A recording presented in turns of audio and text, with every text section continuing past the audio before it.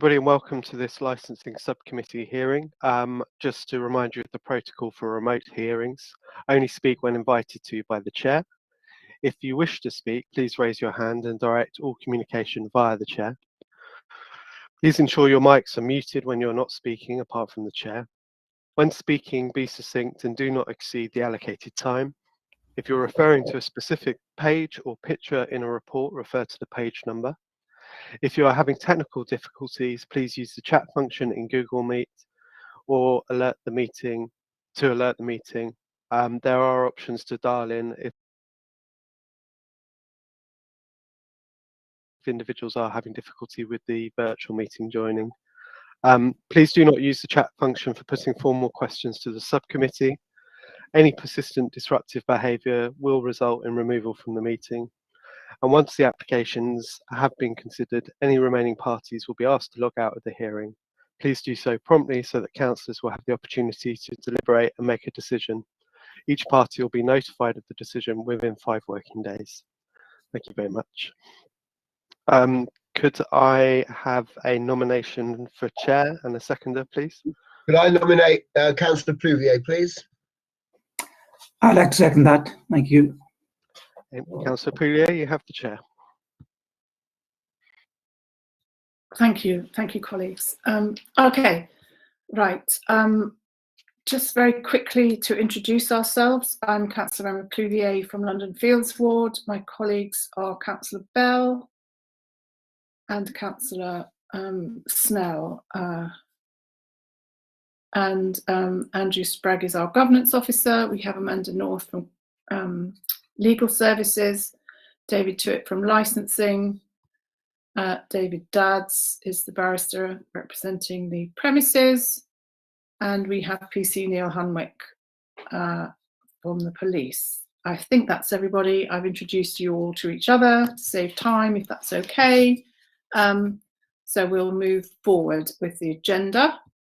Sorry, let me just get that sorted. We have no apologies for absence, I think. Correct me if I'm wrong. Are there any declarations of interest? No. Okay. The licensing subcommittee hearing procedure, it's not exactly as set out in the agenda because that's the procedure for premises license rather than a 10, and we're hearing for today the agenda item number 4, Browns, 4 10s. So the licensing procedure will be the same as set out, except that the first person to present will not be the applicant, but the applicant in this case it's the police who are applying rather than the premises, and the premises will be instead of the responsible authorities, if that's okay. Everybody here is familiar with the procedure, so I think unless anybody is objecting to me waffling through that, we'll carry on. Mr. Daz, is that okay with you? Great, thank you. Okay, in that case, we'll go on to the properly hearing the temporary event notices application for issuing a counter notice from the police. David Tuitt, could you present the matter from licensing, please? Thank you very much, Chair. Members are asked to consider 4 temporary event notices which have been given in respect of a series of events at a premises which is known as Browns and is located at number 1 Hackney Road. As I've mentioned, there are 4 10s specifically. The first 3 are for 2 AM to 5 AM on the 4th and 5th of December. Second 10 is the 9th, 10th, 11th and 12th of December. The third 10 is 15th, 16th, 17th and 18th and 19th of December. So those 3 are from 2 AM to 5 AM. And the last one is from 2 AM to 3 AM on the 21st, 22nd, 23rd and 24th of December 2021. We received an objection notice from the police to each of those 10s on the grounds of prevention of public nuisance, public safety and prevention of crime disorder. You'll see the objection notices in today's agenda for each report at Appendix B, and each 10 is at Appendix A. Thank you, Chair. Thank you. Okay, unless there are any questions on any aspect of that from my colleagues, No, there aren't. Thank you. We'll go over to PC Hunwick, please, for your report on attendances. Yeah, thank you, Chair. I don't really need to elaborate too much on what I've put in the written objections. All parties have read that. There has been, and we make no secret, that police have objected to every temporary event notice that's been submitted since reopening anywhere in Shoreditch, especially in the special policy area. There has been a massive increase in criminal activity in Shoreditch after premises have been reopening. We've had alcohol-fueled violence. There's been increases in serious violence, including stabbings, etc., on Shoreditch High Street, on Old Street. We've had a proliferation of people standing around in the streets, both whilst clubs are open, but particularly after clubs are closing. So we have no real dispersal taking place from the clubs. They're mingling with people that are generally hanging around in the cars on the pavements. There's been a proliferation of people taking nitrous oxide from balloons and also balloon sellers, and they are preying on people that are not dispersing from the area. There's no real secret that residents in the Shoreditch area have become quite used to, during the close or the various different stages of closure, to a much quieter existence. And unfortunately, as everywhere is now reopened, there's no real appetite from the residents to go back to the bad old days of constant people standing around drinking and I would say taking nitrous oxide for balloons. So we've taken the policy, the police have taken the policy that, particularly in the Shoreditch Triangle area, that we object to any increase in hours for general events. As a result, to try and keep the period of time that people are hanging around on the pavements to the minimum, which is the existing licensed hours in that zone. We'd also sort of point out that the venue is in the Spa, and we would put it that the same principles that would apply to a normal application or a variation would apply to a temporary event notice, that any licensable activity should be a benefit to the area as opposed to the applicants, I think, to show that they're not going to just add to the problem, they're going to stop, the baseline problems from occurring. So on that basis, we received pretty much tens for Browns to run till nearly 5 a.m. for the majority, and then 3 a.m. for pretty much the whole of December to be running on later hours, which exceeds the policing plan and the officers that are available to police these events. Whilst Browns themselves don't necessarily cause us any issue, they have obviously people that are going to be leaving and are going to be, there'll be no police to disperse them. We've had no dispersal plan, etc. So there's the added problem of people actually leaving the area. There's a shortage of Ubers at the moment, etc., etc. And whilst every event needs to be measured on its own merits, obviously Shoreditch is a unique place whereby everybody knows what everybody else has got or is getting. So far, we've had a few subcommittees, and I think we will know what the results have been. And unfortunately, most venues have not even submitted temporary event notices, and Browns have now obviously submitted them for nearly pretty much the whole month of December. So that is our submission. Any increase in hours from any venues is going to lengthen the time that people are going to be hanging around the streets. The longer they're staying around in the streets, the more chance there is of crime occurring. And unfortunately, at 5 o'clock in the morning, there's no increase in police to deal with that. And that's my submission, Chair. Thank you. Thank you very much. Colleagues, do you have any clarification or questions at this point? Councillor Snell. I wanted to raise what you said because I go along to Dalston Pub Watch meetings. Obviously, I represent Dalston, so I can't sit on any licensing decisions. PC Hunwick, would you mind very much muting while Councillor Snell is speaking, because we're getting a lot of feedback, I think. Thanks.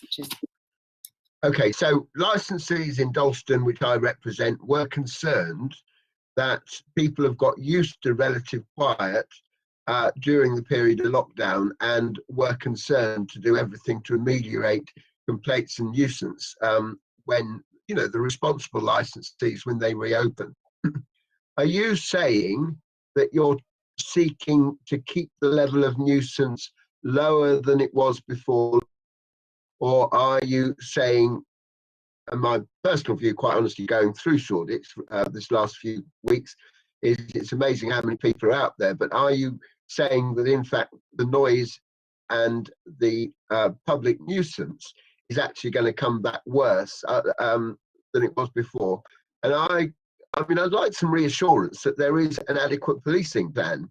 Are you coming back with the same number of police you had before, or you simply not got enough police at the moment? Can you just explain that? Well, basically what's happening is that, take it one step at a time. What we're looking to do is to limit the nuisance to the hours that are there at the moment. Short of taking every premises in Shoreditch to review and taking hours off of them, we can't do anything about that. Their hours are what they are. So what we're looking to do is to stop any extra hours, which is obviously what people are putting on the temporary event notices. Now, with regards to the policing, we have to put extra police into Shoreditch, and Shoreditch is becoming very centralised for that. So, you know, it's disproportionately policed because it's got a disproportionate amount of trouble there. And that disproportionately lasts for longer as the venue's hours last for longer. So it's sucking what available resources the police have got into one area for a longer period of time. The police have not got an infinite resource. So any officer for any hour that's taken into Shoreditch is not doing other things. So we can't plan for that. We can't just keep on dragging police off and dealing from response and all the other duties that they've got just because venues want to open for longer.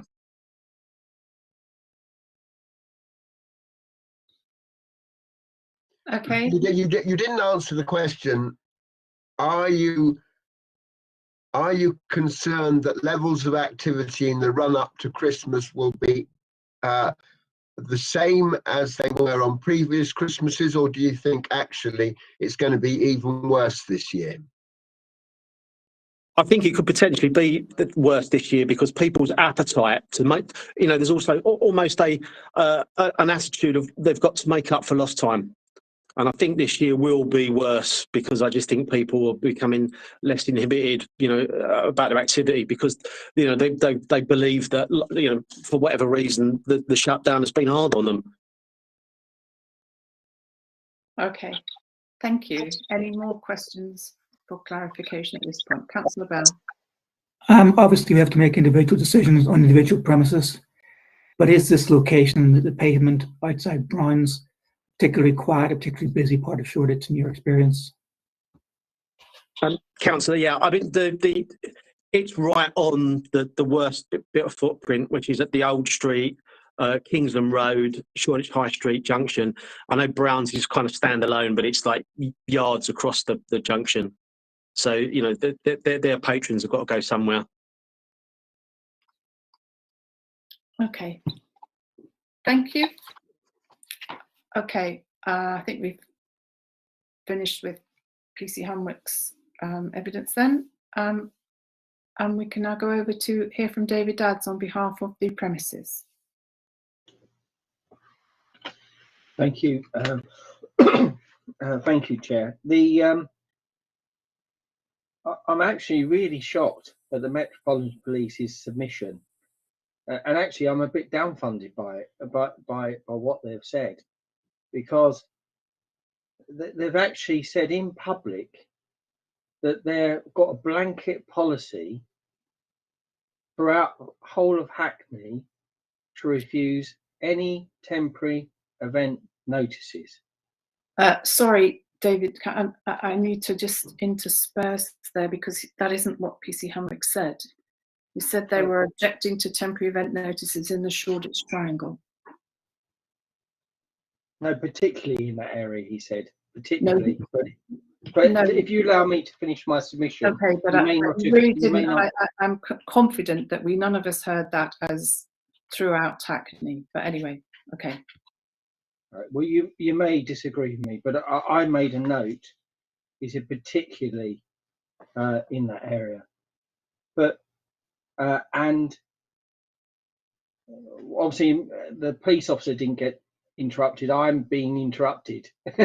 So I don't know if there's a predetermination. Just for clarification, because it felt that you were shocked and appalled, and I wanted to just set you straight. Yeah. It's fine. Well, I didn't say shocked and appalled. I'm dismayed by it, because the Metropolitan Police, this is being recorded, this subcommittee, and certainly from what I've heard and understood as an experienced advocate, the police's position is they are objecting to every temporary event in this triangle. Yeah, and that particularly the triangle. Yeah, and that they're not looking at each application on its own merit. They are a blanket ban or objection on every 10. And the officer even said, you can tell that this committee has in effect upheld every request that they've made, and there's been no 10s. I mean, that's what he said. Whether that's true or not, I don't know. I've not been through that, madam. But can I say this in relation to policy and law? And I know that you will act lawfully. I'm confident you will. But I'd like to refer to a couple of the pieces of the guidance at section 1431. Special policies stress that presumption does not relieve the responsible authorities to need I'll start again. A special policy must stress that the presumption does not relieve responsible authorities, and police in this case, of the need to make relevant representation referring to information before the licensing authority develops its policy. Well, we've not had any crime data or any primary evidence produced to you. In addition to that, we've not been provided with any primary evidence, witness statements, crime data, or any analysis regarding the current position. None at all. There's been none provided. And it is clear that where there's going to be a challenge, that the police their representation should withstand the scrutiny that it will have a licensing subcommittee. But there is no primary evidence. I haven't got any of that evidence other than an oral submission, and it's woefully inadequate. In relation to special policies, 14.36 makes it very clear that a special policy should never be absolute. There cannot be an absolute blanket ban on any 10s in this triangle or any premises whatsoever. And more importantly, at 14.39, every application should be considered individually. And I think this is what Councillor Bell was trying to allude to, I think. Therefore, special policies must not restrict such considerations by imposing quotas, either on the number of premises or the capacity of premises. Quotas that indirectly have the effect of predetermining the outcome of any application should not be used, because they have no regard to the individual characteristics of the premises, and that would be unlawful.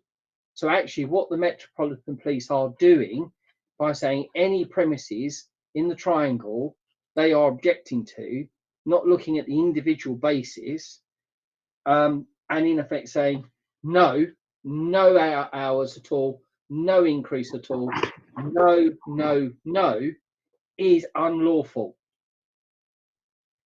As a matter of law, is unlawful. You cannot object based on policy alone or blanket ban on that's on applications. Now, temporary events should be a light touch approach, as we know. They're just on so many limited events, limited days, and are quite unique in themselves. They're not applications; they're notices. So the same burden and hurdles are not the same. It's supposed to be a light touch approach. In relation to our premises, the police officer, PC Hunwick, has not provided any crime data about our premises, any issues arising at our premises whatsoever. In fact, he says there's no issues arising at our premises. The other issue, the other point that he talks about are, bars and clubs, premises that are predominantly vertical drinking or drinking, that there are serious crime and disorder issues, but there are none for our premises, and he brings none at all.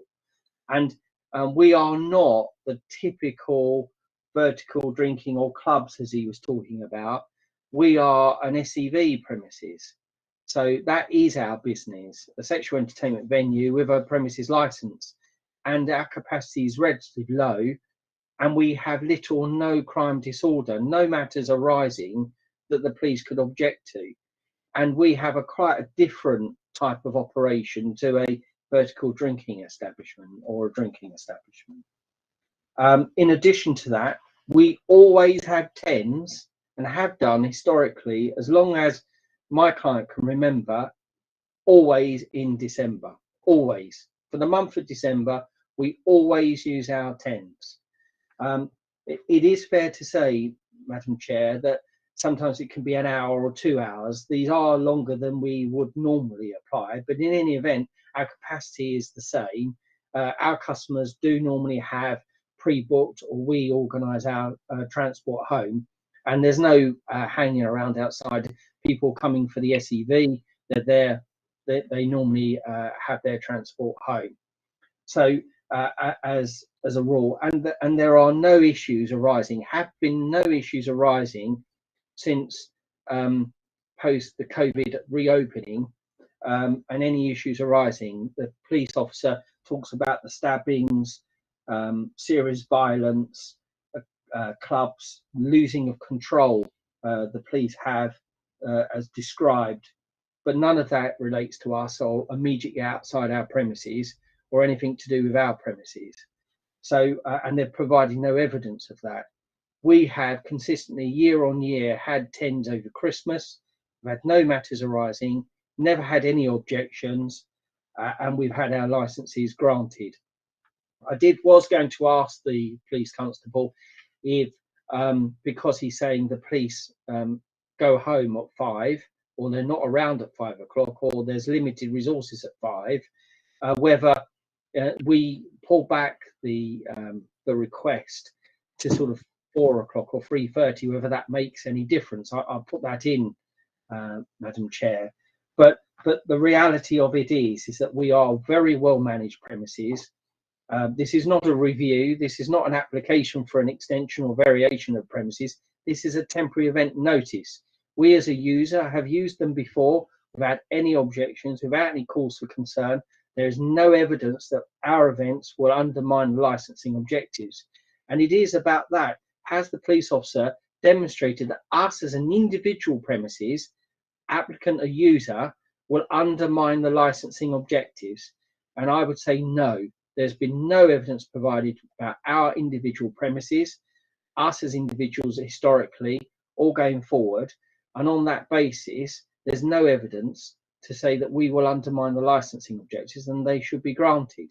And in fact, if I can say this, I think actually granting them whether the premises don't have a problem, or it's an SEV, or it's a different type of premises, different type of operation, strengthens the police's position of refusing TENs or objecting to TENs where there are bars or vertical drinking. So, blanket policy of banning any or objecting to all actually undermines their argument. They should focus on those premises or those areas, particularly where they can see and they have the evidence that increasing would undermine the licensing objectives. Us as a bespoke, a different type of operation, it cannot be that they can just have a blanket ban on TENs. So as I say, there is, looking at this, it's a blanket ban. They're not looking at each application on its own merits, no primary evidence, and setting the quota as they've done is unlawful.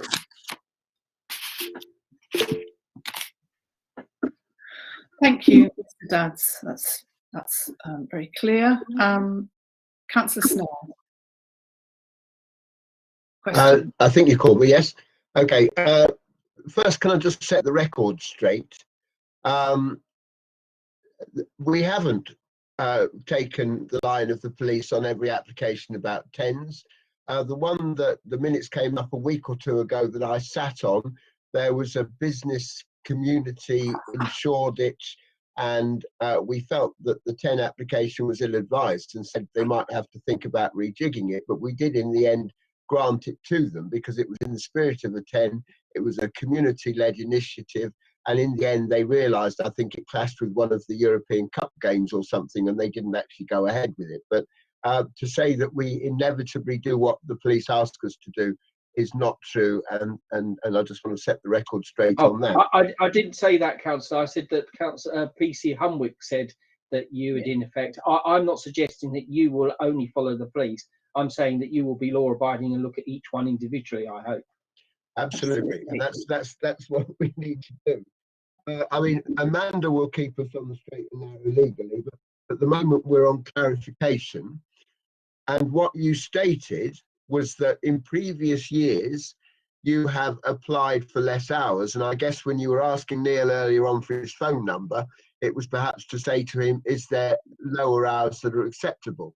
Can you explain to us in previous years what hours you have sought? My understanding from my client today is that it's been 3:30, 4 o'clock. It's been a bit later, but not to 5. But in any event, it's the same customers in. It's not. We're not allowing new people in, so it'll be a more gradual dispersal. So, in fact, the longer hours, I think, will assist anyway. Okay, thank you for the clarification. I think that possibly PC Humwick wants to come in here, so I will move to a discussion phase unless there's any more clarification. Okay. In that case, I think PC Humwick, there was a kind of request or a question in terms of whether changing the hours would be favourable in your view. I mean, I would certainly welcome if councillors were mindful to allow the TENS to reduce the hours on them. As I say, 5 o'clock we would find as excessive. I would just clarify one point. We have allowed TENS in Shoreditch. We do look at them, but obviously by their very nature, they're all coming in from mostly the same sort of venue. We have allowed wedding receptions, etc., at the town hall, 1 or 2 venues that are just book, etc. So it hasn't been a 100% blanket ban. I do actually look at these rather than anything else. Let me just see what they've had in previous years.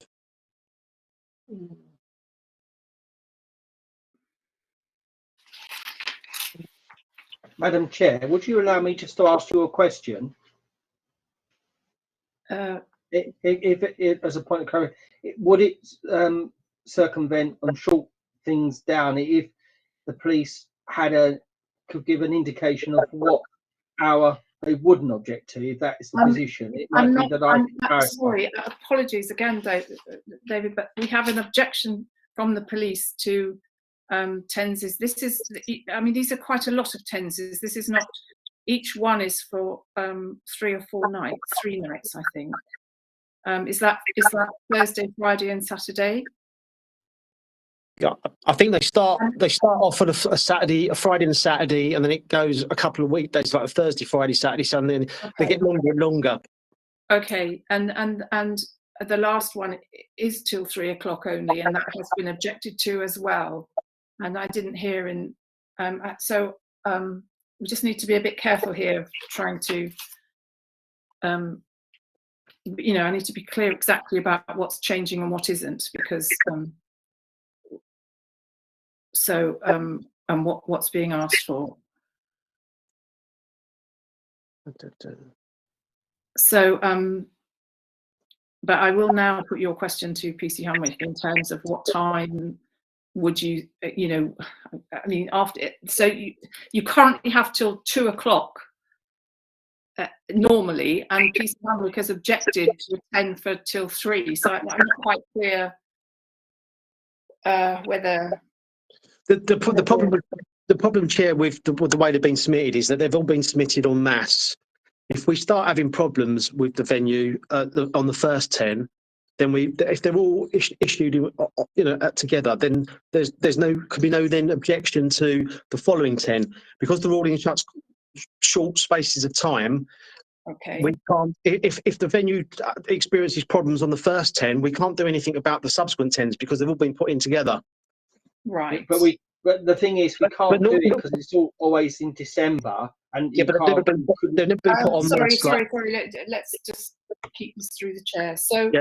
PC Hanway, The problem, Chair, is that they've been put on. They've been submitted en masse. Right. So, would it assist if we? I mean, it doesn't really matter what you think. I mean, but we'd like to know what your opinion is if the applicant was to pull all the temporary event notices back till say 3 o'clock, or. Yeah, I'm just looking historically. They were to 3. They're from 2 until 3. That was in. This is this lot 2, 5. So I've had to load up previous years. Yeah, the December ones have been from 2 till 3, and they were just for the weekends. You see, this was the other thing that they've expanded the 10s into the weekdays as well, which is even less pleasing around. Yeah, absolutely. I mean, I'm conscious of this, and I'm conscious that we're not talking just about the premises. We're talking about looking after the customers from the premises when they leave the premises, and that is important. That is really what the committee is considering here. Yes, we're not talking about brands having punch-ups inside the venue, but nobody's asserting that at all. It's purely the cumulative effect of Browns with everybody else extending their hours, and that's exactly what we're asking, Chair. Okay. So, and I'm not quite sure of the procedure here because you say they've all been applied for en masse. They are actually separate applications, are they not? Yes. Each 10 is a notice in itself. Exactly. Mr. Dadds. Thank you, Madam Chair. On the obviously each application's on its own merits. On the 10, they're done because you can't. We have them always in December. This is what we do every year in December. And in fact, on the Friday and Saturday, as I understand it, we always have an hour. At the moment, we have to 2:45 anyway on a Friday and Saturday. So generally, we would have an hour. And you heard me saying sometimes longer. These applications, you can't have, say, the first or weekend of December, wait, see how that goes, and then put an application in because you've got 10 working days and then possibly a hearing. So we always put them in block. I hear what you say about customers going away. I'd like to have an opportunity to address you on that if that's put a question to me. But we are satisfied that there's no crime disorder, and we're satisfied the way that we manage our dispersal, putting people into their Ubers or the cabs as they go, and we've got low capacity, that we always manage our dispersal. Our customer safety is not at risk here. And as the officer says, they are raising the objection not only to us but to everyone else because they don't want late 10s. There's a policy ban, and I would say please look at this on its own individual merits. Okay. I've tried to work by suggesting reducing the hour from 5 to even maybe to 4. I'm trying to suggest that as a compromise way through. I am confident with the applications we've made that we don't undermine the licensing objectives. I'm just trying to find a way through that everyone is happy. Okay, thank you, Mr. Dadds. Councillor Snell. Thank you, Chair. I think it might be appropriate before we get into the wider discussion that we get some legal advice on this. I mean, David Dadds is telling us we are in danger of acting unlawfully, which I would not be minded to do. However, Amanda, when you answer that question, are we unlawful? I'm slightly taken aback that we have this before us and there doesn't seem to have been any discussion between the applicant and the police licensing officers. Because I don't, you know, we have developed a licensing policy. I would not like us to sort of be using lockdown and the aftermath to doubt. But what I would like advice is, okay, could we just say, hang on, there hasn't been enough discussion on this, go away, talk to the police, work out what is consistent with previous years, and then come back and do this again? Because that's basically what I would like okay, to do. Thank you, Councillor Snell. Thank you. 2 points. Amanda, I think we're acting perfectly legally as far as I'm aware. Thank you. And in terms of, I just would like to pass your question over to PC Hunwick then. Have you had contact with the premises about these tenses? No, I mean, our email is always open, our phone is always open. The premises are able to pick up the phone to us and speak to us about anything. I mean, I don't know, I presume that Brown's remembered Pub Watch, but a letter was sent round by Inspector Durrant about what would be expected about TENS and the risk assessments that would be requested, and nothing has been forthcoming. So you haven't had from them a risk assessment or a dispersal policy attached to these TENS applications? Thank you. Okay, that's very helpful. What I would add is that all the previous years, the TENS have been from 2 till 3, just on a Friday and a Saturday. Bearing in mind it's a sexual entertainment licence, I'd be very surprised if there's been any sort of variation in the hours to give them to 2:45. So as far as I'm aware, they've still got the 2 o'clock finish. So 2 to 3 is what they've had in previous years. Okay, thank you. Thank you. Mr. Dadds. Yeah, Madam, the Chair, sorry, the letter from Inspector Durrant makes it very clear that the police have a standard policy. I've looked at the representation and I've heard the representation here. So the police have a standard policy that they're refusing we've got to come to committee. That's why we've had to come today. And I posed the question only because it's worth pursuing if the police have a different view. I'm asking the committee to determine the applications today. On the TENS, there's simplification.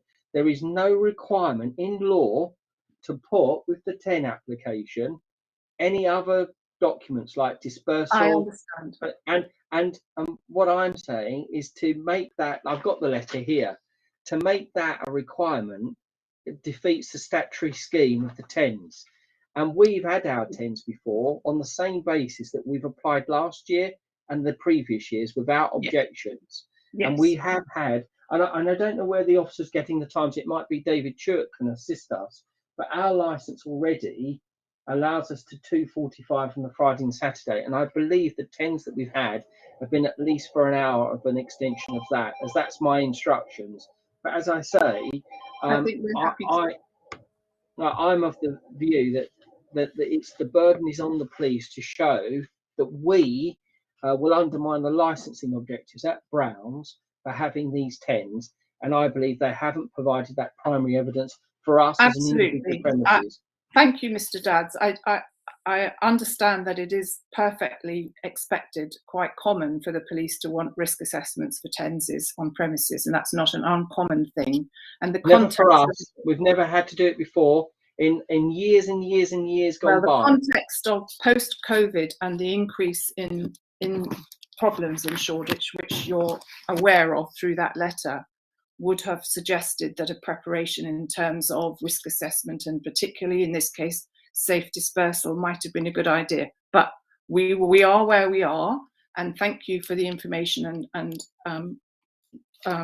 we'll take it all on board when we make our decision. Okay, I'm wondering, we've been through the discussion. Are there any things that people want to add or make clear? Councillor Bell. Can I just ask the applicant, is there any particular case to be made for any of the dates separately from any of the other dates? When you say the applicant, do you mean PC Hunwick? No, sorry, I meant Brown's. Okay, sorry. My apologies. Okay. All right. It's my understanding is that Browns have historically, for years and years gone by, always applied for the Thursday, Friday, Saturday extension of hours through Christmas and tens, and that's when they use their tens during December each and every year. And I wonder, Councillor Bell or councillors, whether David Chewett could clarify what we had last year, so that we at least understand that, because I certainly would ask that we, as what we have had in previous years, should at very least be granted, in my view. I'm Because trying to give you the opportunity to make a separate argument for any of the dates, if there is a separate case to be made for any of them. No, I'd ask you to treat each application on its own merits and show that you've got no primary evidence or any evidence that any particular date will undermine the licensing objectives. The burden is on the police, and they've not provided that. They've just said a blanket ban. Okay, so you don't want to argue for any particular date. Thank you, Councillor Bell. Councillor Snell. Well, the other thing that we don't have in front of us, we're not talking about problems inside the premises. An SPA is cumulative impact on an area, and the worry, of course, is what happens on dispersal, and have more people dispersing late at night. Now, you've talked about arranging dispersal so it doesn't cause public nuisance, but there's no evidence in front of us. So can you just quickly outline what you do to stop more people turning out on the street, having had a good night out, and getting into trouble? Well, firstly, Councillor, thank you for giving me the opportunity. We're a sexual entertainment venue, so we're not alcohol driven.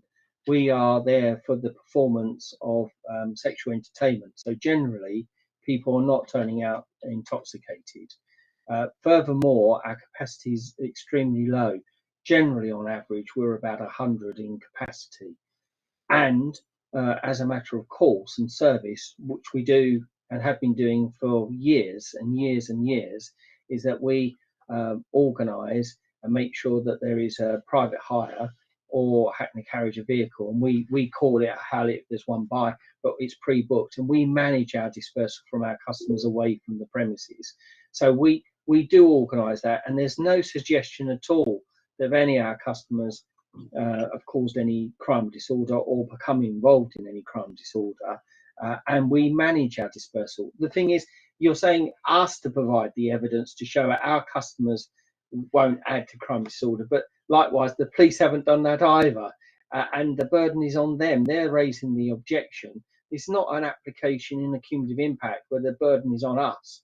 This is an application for a user for a 10, and we have shown year on year that we can do this safely with promoting the licensing objectives, and that the police have come along today saying this is a blanket policy. Thank you, Mr. Dance.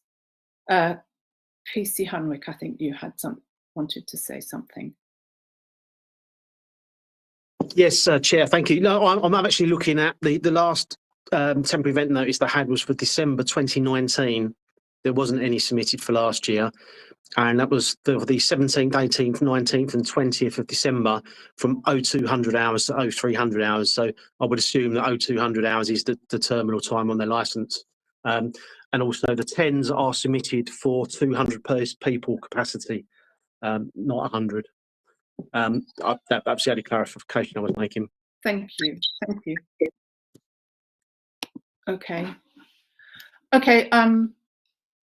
Does that is that okay with you, Mr. Does that 10s thing? You asked if David Chewett could tell us. I mean, obviously, it's 2019 we're talking about now, presumably, when you say last year. Yeah, yes, because obviously we were all on lockdown last year. Yeah, but so I've we're got talking the license. pre-COVID. There were 10s similar, but not the same for shorter hours, and the only one we've had directly referenced was from 2 o'clock till 3 o'clock. Yes, on the Appendix C in the agenda, I've got the license. I don't know if you could turn up to that. I'm not familiar with I'm not familiar with the premises from the premises license. I've only been instructed on the 10s. But looking at this license, it shows that the supply of alcohol on the Friday and Saturday can go to 02:45 and everyone out by 3 o'clock. So therefore they wouldn't require a 10 to 3 o'clock. So that's why I don't understand why it would be 2 to 3. And that's why maybe David Chuk could clarify, because they wouldn't require a 10 up to 3 o'clock because they already have it on a Friday and Saturday. I think I've actually we keep all the PDFs that are sent to us, and I'm looking at the PDF. It's not, that's what's been submitted historically year on year from 2 till 3. Okay, so it may be perhaps maybe the hours have changed since then. 2 years ago. Okay, well, I don't think we can necessarily pursue this here and now. I think we've got a general idea and an understanding of the previous situation, which isn't the situation that we're now in, because obviously in those years things were very different than they are now, and that's the problem, basically. That's the problem, is that things are different this year. So that's the context that we'll have to make this decision in. Okay, I think we've probably collected the information we need to make our decision. Just looking to colleagues to check. And I would like to ask if people would like to, Amanda as well, we're happy we've got the information. And I would like to offer Mr. Dadds the opportunity to sum up. Yeah? Yes, please, very briefly. This premises, since the reopening of the triangle, the area and the premises, as the police have set out, there's been a number of matters arising, but there's no primary evidence that we have contributed to that, inside or outside or immediately outside our premises. There's no primary evidence before you at all. The police's position that this is a blanket policy for anyone trying to open later. I mean, there might be a wedding at the town hall to midnight that they're not objecting, but in essence, anyone going late in the triangle area, they're objecting on a blanket policy. And I've set out quite clearly that that would be unlawful if you followed the police's lead. I'm not suggesting you're acting unlawfully. I'm saying the police's position on a blanket policy is unlawful and would be against law. Now, in relation to this premises, the 10 is that you'll issue the notice if you believe that the licensing objectives will be undermined. We're saying that in relation to our operation, you can be satisfied there won't be any undermining licensing objectives. The dispersal, people leaving the premises, madam, we've got a tried and tested system of people dispersing. We have pre-booked, we have arrangements with our customers. We don't have a large capacity, and on that basis, we don't believe, and we've demonstrated through the summer and up to now, we have no issues of our customers becoming victims of crime or becoming involved in crime. And we don't believe that that will be the same, will be the case in any event. We have had our 10s. We are an SEV premises, not vertical drinking, and generally our customers do have all their their transport home all arranged, and we take steps to get people their vehicles that they need. And so actually the later hours actually helps us making sure that we can disperse our customers into their vehicles or their transport home without any undermining the licensing objectives. And as I say, the burden is really on the person objecting, which is the police here, to look individually at our case and see how our customers will impact. And they've not looked at it individually. They've gone a blanket policy, and it's that I say is unlawful. And that we can, are a responsible operator, we can promote licensing objectives, and we ask that these 10s are granted as applied for. Thank you. That's very helpful summing up. PC Hunwick, do you want to sum up? Or you don't have to, you can if you want to. Yeah, no, I'm going to keep it very simple. We have a duty to protect the public, to prevent crime and to detect crime. This is all about crime, antisocial behaviour, and the general problems in the area. Our submission right at the start, and it remains the same as now, which is if venues go longer, go later, then the period of people leaving intoxicated extends, and therefore the chances of there being clashes and violence, etc., increases. The longer you're open, the longer you're drinking, the longer the chance of something going wrong. And the police have to deal with that on the streets, and the